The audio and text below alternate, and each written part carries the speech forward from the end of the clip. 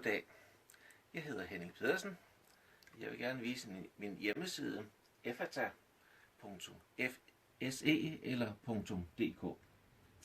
Ephata er et aramæisk ord, Jesus sagde til disciplene: til den døvblinde lugter op. Det står i Markus evangeliet kapitel 7, vers 34. Ephata har rigtig mange forskellige kristne tilbud om kristen litteratur. Det første, det er artikler fra ældre adventistartikler, tidsskrifter. Der er bibelstudier, og det er bibelstudier med dåbsløfter. Det er fra bogen Bibellæsninger for familiekredsen, og det er saligprisningerne og korinterbrevene og rigtig mange gode studier, man kan printe ud og studere for sig selv. Det næste tilbud, det er bibelske billeder. Vi ser her længere nede på hjemmesiden, der er et af de bibelske billeder, der viser sig et nyt for hver gang, man lukker op for hjemmesiden. Og der er rigtig mange forskellige billeder, man kan bruge og printe og sætte ind i gode sammenhænge.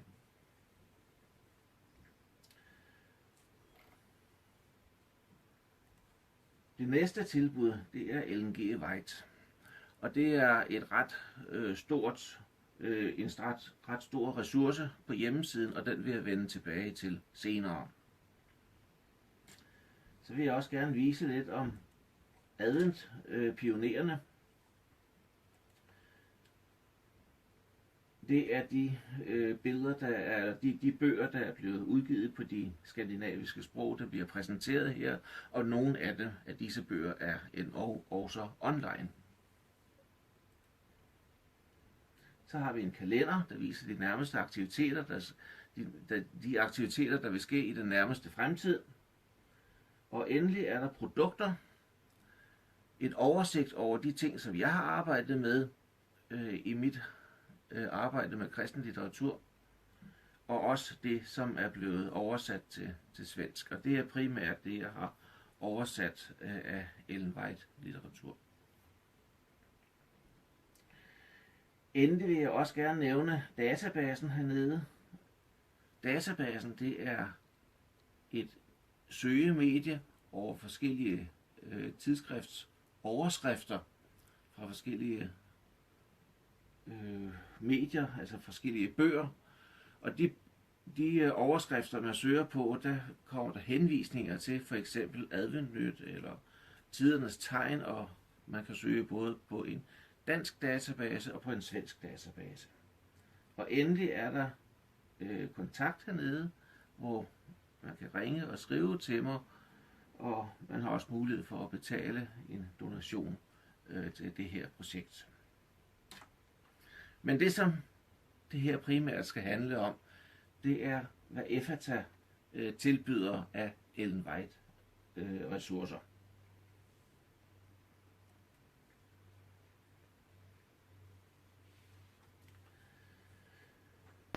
Det primære af Ellen G. Whites ressourcer på Ephata, det er, at man kan søge på databasen. Der er 3 danske databaser, der er en norsk database, og der er en svensk database, man kan søge på.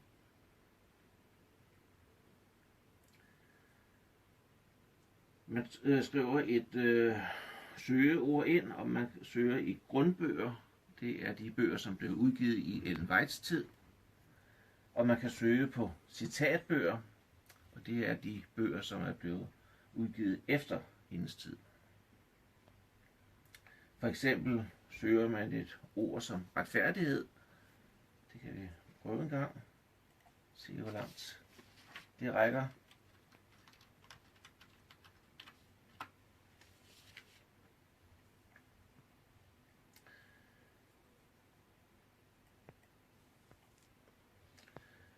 Så vil der, når tid er komme et vist antal søgeresultater frem.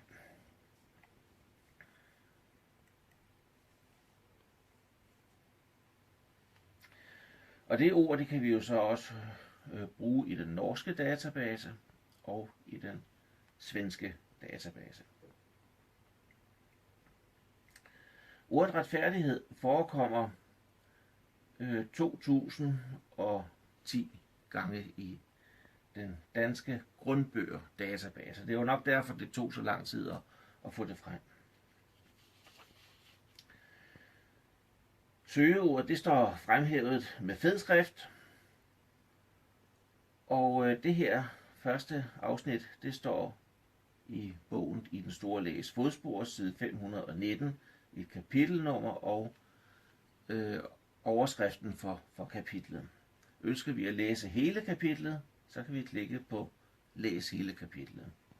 Endelig er det et lille ord ret, og det er ret nyttigt at bruge for dig, som finder eventuelle oversættelses- eller trykfejl i teksten. Vi har gjort et stort arbejde for, at det ikke er der, men det kan stadigvæk ske, og der vil den funktion være vældig nyttig.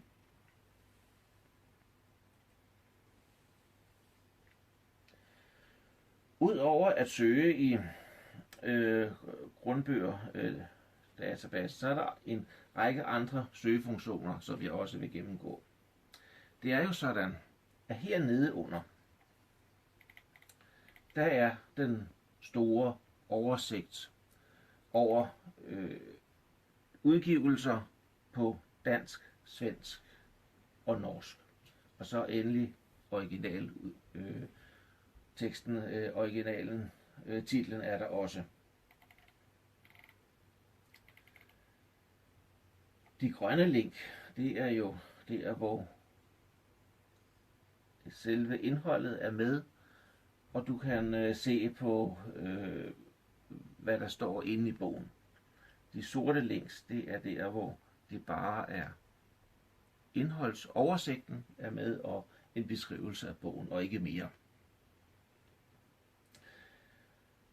Listen er stor, og du kan selv få anledning til at se det igennem, når du er inde på hjemmesiden. Men skal du for eksempel finde en bog som Den store mester, så kan det være en fordel at søge heroppe i Søg bogtitel. Du skriver blot Den store mester ind og klikker på Søg, og så kommer bogen frem som bare et enkelt udfald. Eller de udfald, som ligner efter det, du har søgt på.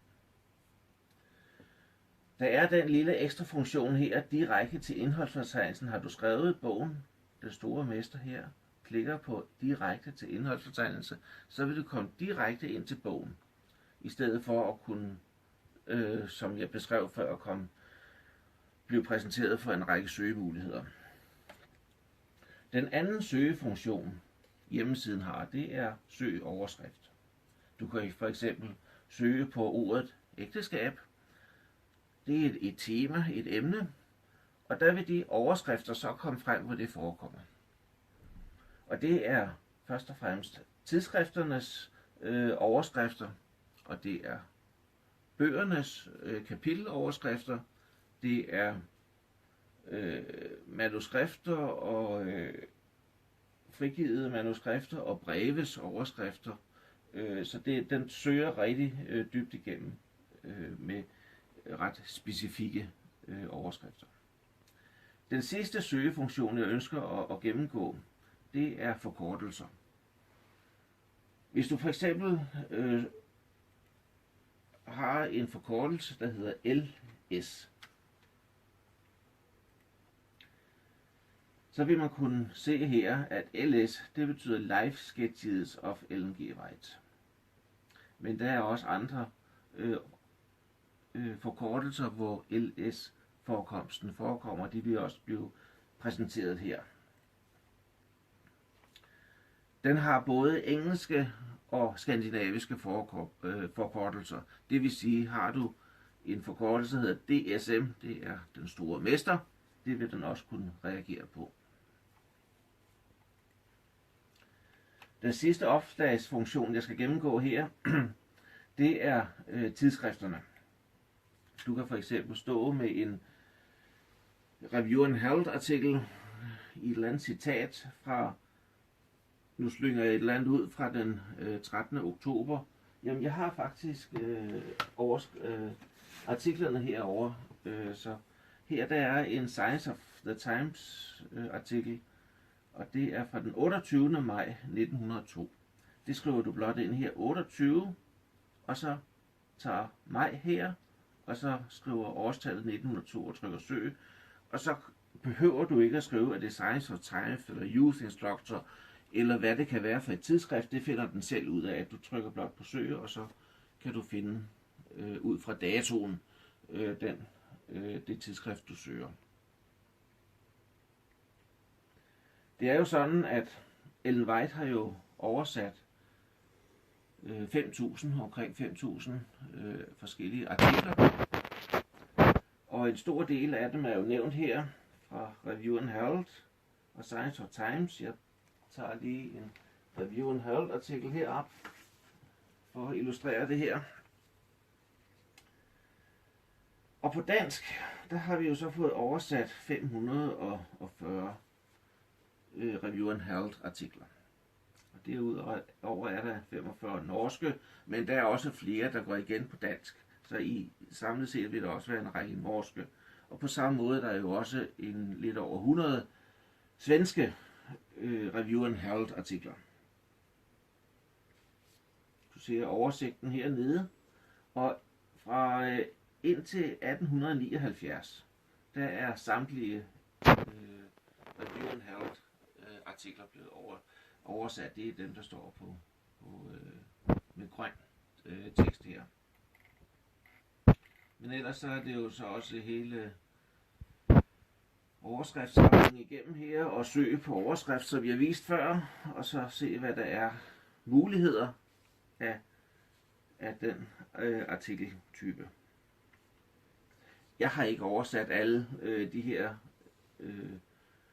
540 overskrifter. De er blevet fundet i tidsskrifter, både på dansk og på norsk, og mange af dem har jeg fundet dele af artiklen, og så oversat det, der mangler, og så dermed fået en hel artikel på dansk. Og så er der jo endelig også en masse gode hjælpere, som hjælper med at oversætte artiklerne til dansk, norsk og svensk, som vi er meget taknemmelige for, kan bidrage på den her hjemmeside.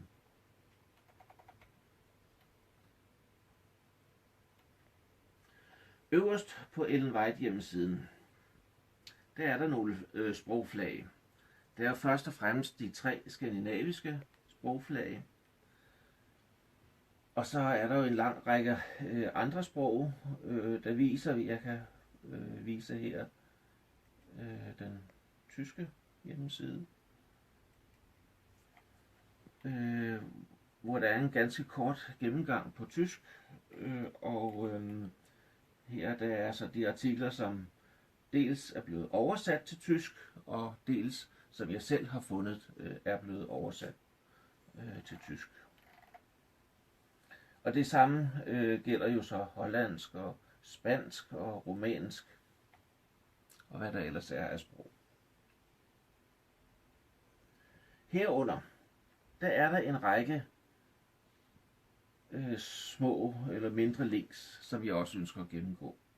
Nyheder i historik, den er vældig nyttig, for at vide, hvad der egentlig sker på hjemmesiden. Cirka hver måned, nogle måneder bliver sprunget over det, fordi jeg har et andet projekt, jeg arbejder med, eller i et forlænget projekt, der viser der, hvilken bog, der er blevet lagt ud, hvornår.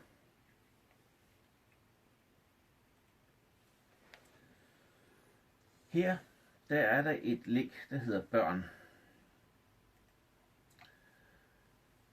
Og det er små genfortællinger, skrevet, der er 36 små genfortællinger, man kan gennemgå i Børnesopperskolen, og de findes både på norsk, dansk og svensk. Jeg tror, de er blevet udgivet oprindeligt på norsk. De her tekster, de er fra 1965 omkring. Så vil jeg gerne gå lidt i detaljer med regnefunktionen. Når man slår op i den her tekst. Efter hvert afsnit, der er der et lille link, der hedder ret. Og i det link, der kan man så skrive den forkerte sætning, kopiere den ind og sætte den ind, og så herunder der skriver man så den korrekte sætning. Dette findes både på den danske database, altså de 3 danske databaser, og på den svenske database. Men finder man også noget andre steder, hvor ikke der er rette funktioner, så send dog endelig et e-brev til mig, som beskrevet her på henningsnabel@fata.dk, hvor du beskriver fejlen og ser at få det rettet, så det er til glæde for den næste, der bruger hjemmesidesystemet. Jeg vil også gerne vise sidetalsoversætteren. En lang række bøger her, og den største bog i rigtig mange forskellige udgaver, det er bogen Den Store Strid, som er blevet udgivet i rigtig mange forskellige udgaver. Hvis du for eksempel har bogen, vi kan tage den her, en af de nyere danske udgaver af Den Store Strid, og du har fundet et citat her på side 119, så går du hen til der, hvor bogen Den Store Strid er, som den ser ud her, og skriver 119, og slår op. Og så vil du finde, hvor 119 er i de andre udgaver. Først og fremmest i den engelske originale udgave, der er det side 161, og så alle de andre remset op. Nu er det jo kun Den Store Strid, at der er billeder af, fordi der er så uendelig mange udgaver, men de andre bøger er der ikke billeder af. Det er lidt mere overskueligt at have med at gøre. Jeg vil også gerne præsentere en lang række lydfiler, hvor jeg har indtalt en lang række af de her små artikler. Og det er mp3-filer, hvor du kan høre mig læse op.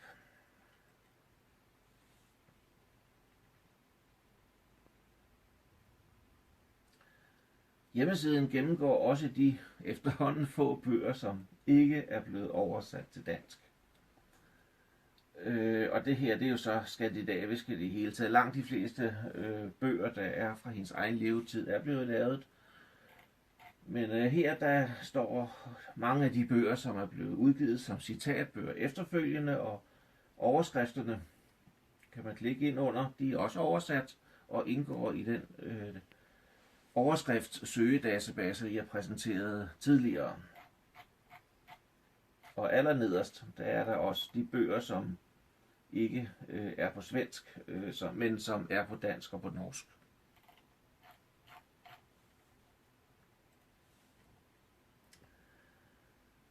Vi har også en lille print selv-funktion. Det er de her små pamfletter her, jeg deler ud af, så man også selv har mulighed for at printe, hvor man kan downloade det som pdf-filer, og så kan man printe på begge sider, der er instruktioner for, hvordan man gør, og så klippe, og så sætte folde sammen.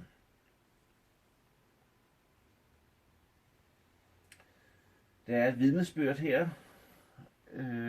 Det er en herre, der hedder Harold Williams. Han har oplevet Ellen White i sin levetid, hvor han fortæller nogle oplevelser med hende, dengang hun var i Ellens have. Det er som lydfil og som mp3. Og han taler på engelsk. Og så har vi så ugens Ellen White citat. Det er også det er jo fordi, jeg sender ud hver eneste uge. Og der er du også velkommen til at melde dig til med din egen e-mailadresse og fortælle, om du vil have det på dansk, norsk eller svensk. Sendt ud som et lille andagtstykke op til hver sabbat. Af de engelske udgivelser af Ellen G. White kronologisk, der er de engelske bøger legnet op her. Den periode, eller de tidspunkter, de kom ud på, og om de stadigvæk er tilgængelige på som bogform. Og den liste her, der strækker sig så helt til 1958, afsluttede en illustration om, hvordan udviklingen har sket af bogudgivelserne i hendes egen levetid. Det samme er der også en dansk-norsk liste, hvordan at bøgerne blev udgivet på dansk-norsk, og det samme med de svenske bøger. Herunder, der er der en lille oversigt over, hvad Ellen White hun lavede. En meget, meget forkortet oversigt. Og der kan du klikke på mere info.